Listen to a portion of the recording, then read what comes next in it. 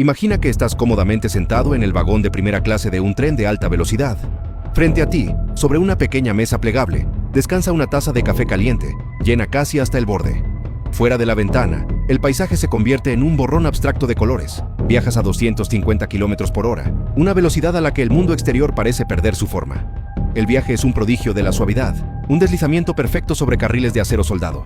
Pero de repente, miras hacia adelante y ves que la vía no es una línea recta infinita. La vía se curva de forma pronunciada, serpenteando alrededor de la ladera de una montaña, una reliquia de la topografía trazada hace más de un siglo. Tu cerebro, condicionado por la experiencia diaria de la física elemental, anticipa un evento inminente. Sabes perfectamente lo que ocurre cuando un coche toma una curva cerrada a gran velocidad. Tu cuerpo es arrojado hacia el exterior, los objetos no asegurados salen volando por la cabina, y los neumáticos luchan desesperadamente por mantener la adherencia contra el asfalto. Ahora, multiplica esa fuerza por un gigante de acero, que pesa 400 toneladas. La lógica pura y la primera ley de Newton nos dicen que un objeto en movimiento tiende a permanecer en movimiento en línea recta. Al entrar en esa curva a 250 km por hora, el tren debería experimentar una fuerza centrífuga absolutamente colosal. Esa fuerza invisible debería empujar cada vagón violentamente hacia el exterior de la curva. Debería ser aplastado contra el cristal de la ventana, tu equipaje debería salir proyectado por el pasillo, y la taza de café que tienes enfrente debería derramarse de inmediato, manchando todo a su alrededor. En el peor de los escenarios físicos, la inmensa presión lateral sobre las ruedas de acero haría que la pestaña de la rueda saltara por encima del riel, provocando un descarrilamiento catastrófico y el colapso total de la estructura. El tren entra en la curva, te preparas para el impacto invisible, pero entonces ocurre el milagro. No sientes que te empujan hacia la ventana. De hecho, apenas notas la fuerza lateral. Miras tu taza de café, esperando ver un pequeño tsunami marrón, pero la superficie del líquido permanece asombrosamente plana, casi inerte, apenas vibrando. El tren atraviesa el arco cerrado de la montaña a una velocidad extrema y sale intacto por el otro lado, como si la curva nunca hubiera existido. Tu cerebro está confundido. Acabas de experimentar una violación aparente de las leyes más básicas del movimiento.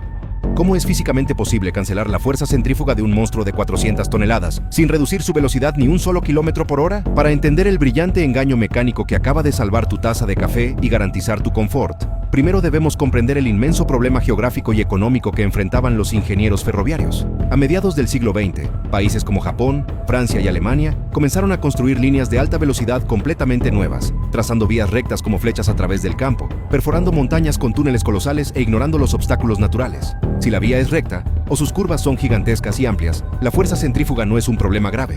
Pero otros países, especialmente en Europa, tenían geografías extremadamente montañosas y una red ferroviaria histórica muy densa, llena de curvas cerradas diseñadas en el siglo XIX para trenes de vapor lentos. Reconstruir miles de kilómetros de vías en línea recta habría costado trillones de dólares, una suma económicamente inviable. El desafío era monumental. Necesitaban que los nuevos trenes viajaran a velocidades de vértigo, pero utilizando las vías antiguas, retorcidas y sinuosas. La solución no podía estar en modificar la tierra. La solución tenía que estar escondida dentro del propio tren.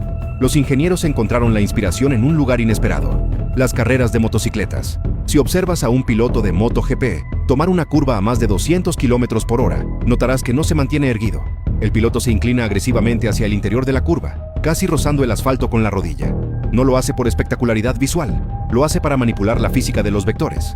Al inclinarse, el piloto está sumando la fuerza de la gravedad, que tira de él hacia abajo, con la fuerza centrífuga, que lo empuja hacia afuera. La combinación de estas dos fuerzas crea un nuevo vector de fuerza resultante que apunta directamente a través de los neumáticos hacia el suelo, garantizando que la motocicleta no derrape y manteniendo el equilibrio perfecto. Los ingenieros ferroviarios se hicieron una pregunta revolucionaria. ¿Podemos hacer que un tren de 400 toneladas se comporte como una motocicleta? ¿Podemos hacer que se incline hacia el interior de la curva? Así nació el concepto del tren basculante, o tren pendular.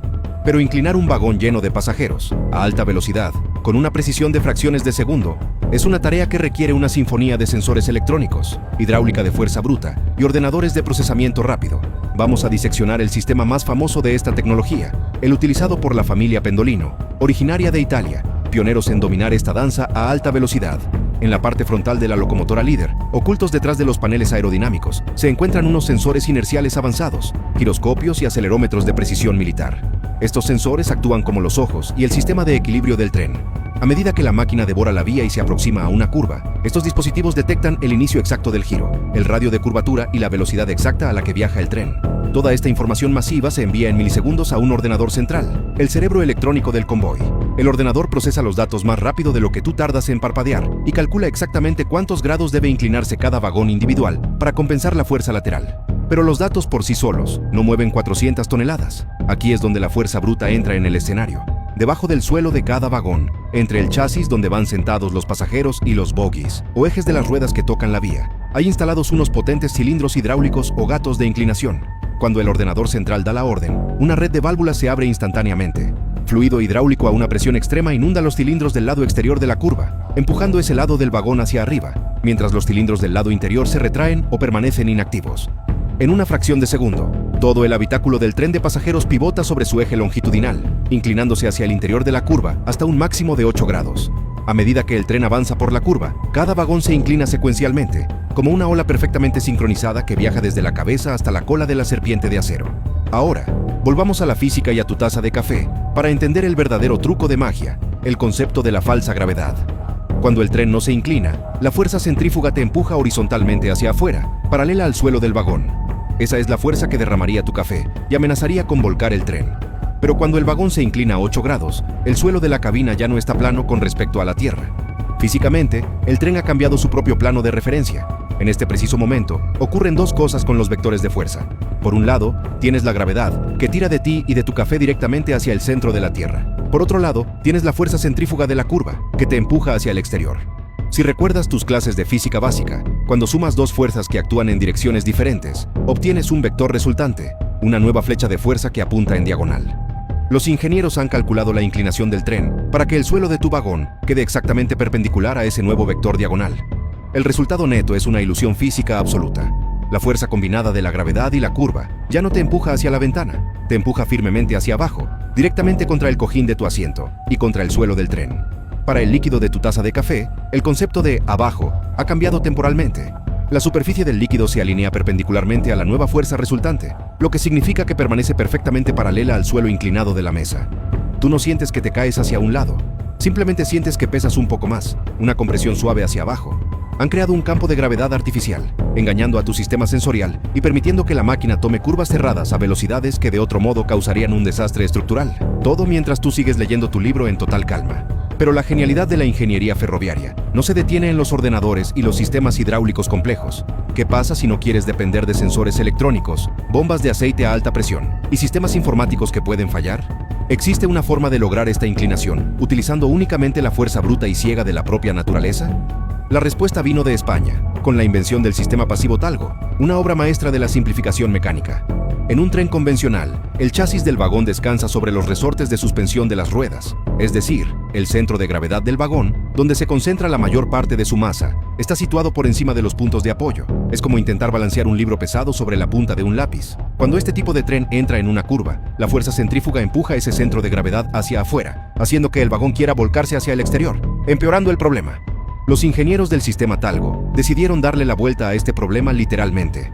En lugar de apoyar el vagón sobre los resortes, diseñaron unas columnas de suspensión altas, que se elevan como torres por los lados de la cabina. El techo del vagón cuelga de la parte superior de estas columnas. Han movido el punto de suspensión muy por encima del centro de gravedad de la masa del tren.